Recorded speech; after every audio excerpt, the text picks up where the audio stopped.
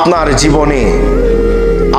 জীবনে অনেক পড়াশোনা করে অনেক ডিগ্রি অর্জন করে অনেক সার্টিফিকেট আপনি অর্জন করেছেন, সার্টিফিকেটের একটা আপনার বস্তা হয়ে গিয়েছে, কিন্তু অতগুলো সার্টিফিকেটের মধ্যে আপনার একটা সার্টিফিকেটের অভাব, সেটা হলো কোরআন শিক্ষার অভাব।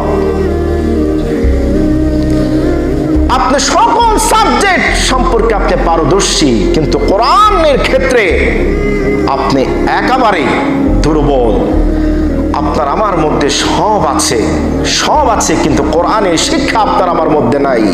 তাহলে আপনার আমার জীবনটা হলো উজাড় ঘরের ন্যায়, যে ঘরে মানুষ বসবাস করে না। সম্মানিত উপস্থিতি, আমি বলতেছিলাম যে আজকে সন্তান আপনার আমার কথা শোনে না কেন?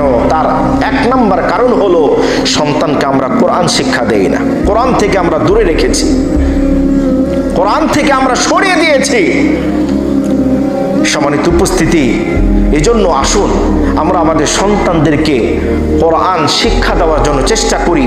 দেখবেন কোরআন যদি আপনি আপনার সন্তানকে শিক্ষা দিতে পারেন, তাহলে দেখবেন আপনার কথা শুনবে না মানে শুনবে, ইনশাআল্লাহ শুনবে, আপনার কথা মতো চলবে।